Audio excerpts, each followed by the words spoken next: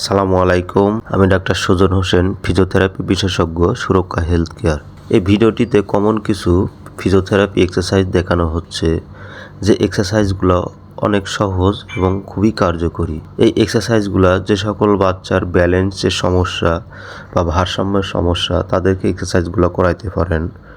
অথবা যে সকল বাচ্চা অনেক ভয় পায় দাঁড়াইতে গেলে বা হাঁটতে গেলে, সে বাচ্চাদেরকেও এক্সারসাইজগুলো করানো যাবে।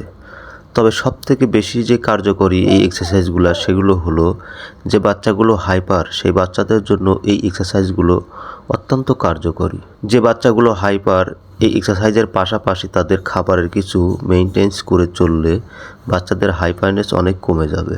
যেমন মিষ্টি জাতীয় খাবার, দুগ্ধ জাতীয় খাবার, এই খাবারগুলো যত কম খাওয়ানো যায় এবং বাহিরের চিপস বা ফাস্টফুড জাতীয় খাবার যত কম খাওয়ানো যায়, এই খাবারগুলো বাচ্চাদেরকে আরও হাইপার করে তোলে।